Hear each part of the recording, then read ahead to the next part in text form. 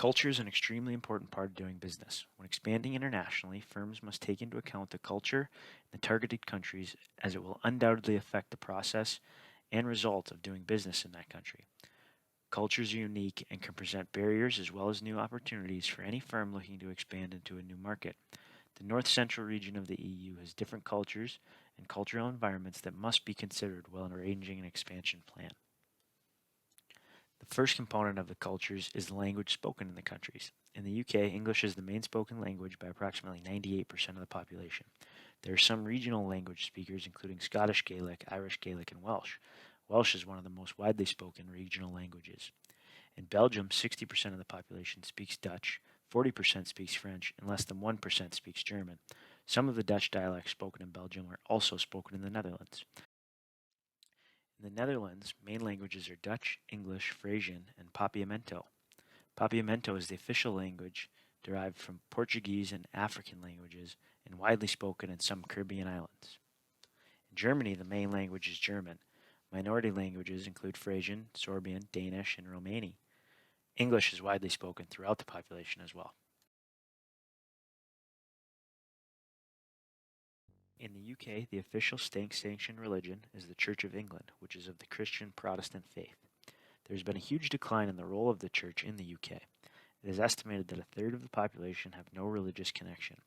30% affiliate to the Church of England, 10% identify as Roman Catholic.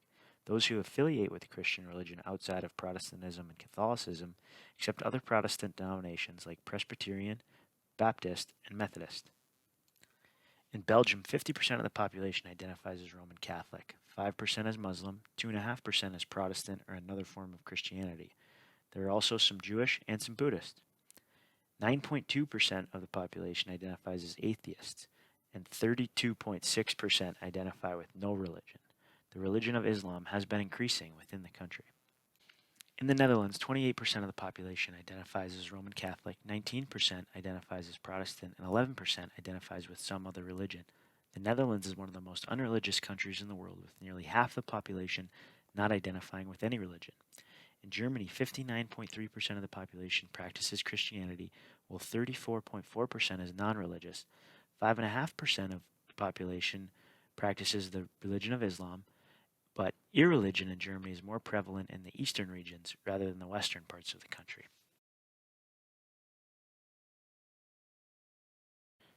In relation to specific customs and business practices, Hofstede's cultural dimensions theory can be helpful in identifying cultural differences and similarities among countries. This theory is a framework for cross-cultural communication. It describes the effects of society's culture on the values of its members and how these values relate to the behavior using a structure derived from factor analyses. In the Netherlands, the UK, and Germany all have similar power distance scores to the US. Their lower scores show a more participative communication and meeting style where leadership can be challenged and people should be treated as equals. Belgium, on the other hand, has a high power distance score, showing their inequalities are generally accepted in their culture. This goes along with the inequality within their economy for top earners versus the rest of the population. The countries in this region all have individualism scores lower than that of the US, but the UK is closest at only 2 points behind. The UK, Netherlands, and Belgium are all generally high in this category. This shows that people in these countries hold unique beliefs and value their independence.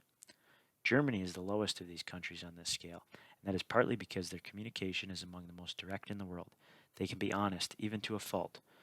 Overall, all our countries still do favor individualism over collectivism. The Netherlands is an outlier in the cultural aspect of masculinity versus femininity. It is the only society in this region that is far more feminine. They put a major emphasis on work-life balance and supportive decision-making. The UK, Germany, and Belgium are all closer to the US in terms of masculine societies that favor achievement and results-driven orientations.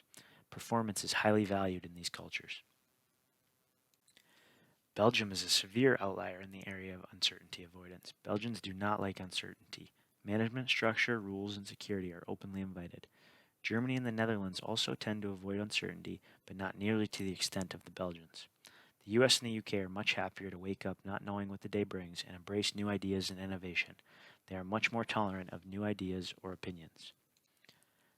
Americans are not pragmatic. They measure their performance on a short-term basis.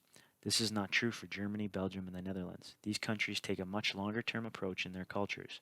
Germany being the most pragmatic of the group with a strong propensity to save and invest, thriftiness, and perseverance in achieving results. The UK sits right in the middle with it difficult to even differentiate a preference for short or long-term orientation in their culture. The UK, Netherlands, and Belgium all have a tendency to indulge just like the US. These countries like to work hard and play hard. They can place major emphasis on leisure time, like the Netherlands, or be hard optimists like the Belgians. Germany, however, has a tendency for pessimism. They place the emphasis on controlling the gratification of their desires.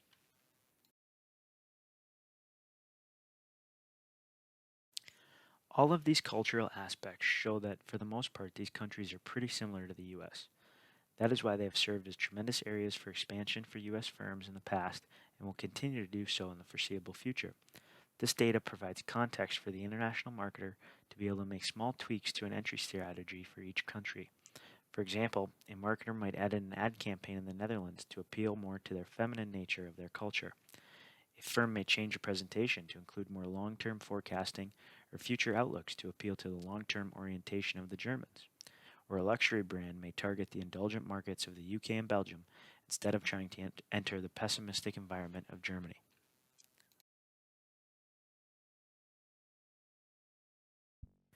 Politics and laws also play a huge role in the ability for a country to be trade friendly. In Germany, the government is a democratic, federal parliamentary republic where federal legislative power is vested in the Bundestag and the Bundesrat. The system of personalized proportional representation is decisive with regard to the character of the parliament. In the United Kingdom, they have parliamentary democracy under a constitutional monarchy. The UK Parliament is in London at the heart of the political system in Britain and is the legislative body for the UK and British overseas territories. In the Netherlands, they have a constitutional monarchy that began as a republic in the 16th century. Head of state is King Wilhelm Alexander, and the PM is Mark Rutte. Belgium became independent after gaining its sovereignty from the Netherlands. It is a federal parliamentary democracy under a constitutional monarchy. In December 2018, the government collapsed after Prime Minister Michel resigned from losing the confidence of the majority for signing a migration pact. When resigning, Michel was dubbed the head of government caretaker of Belgium, in other words, the interim prime minister.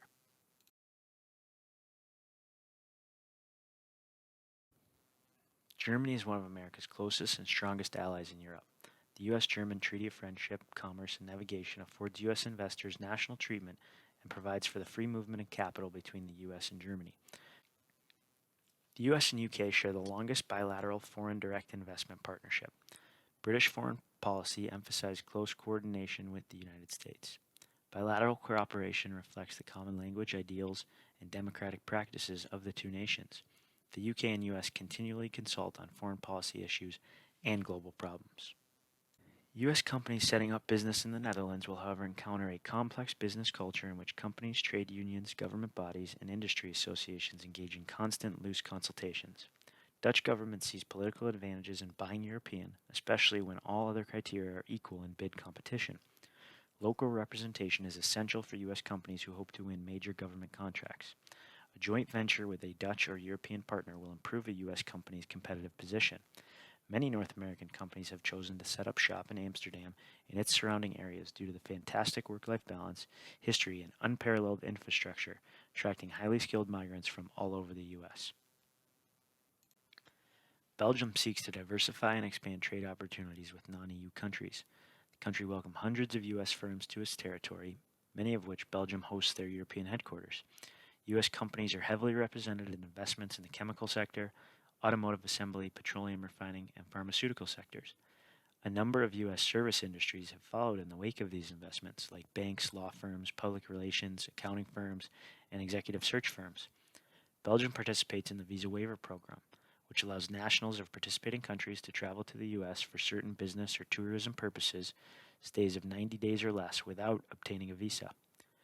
All four countries are in the same international organizations as the U.S., including the UN, NATO, IMF, the World Bank, the WTO, and the OAS.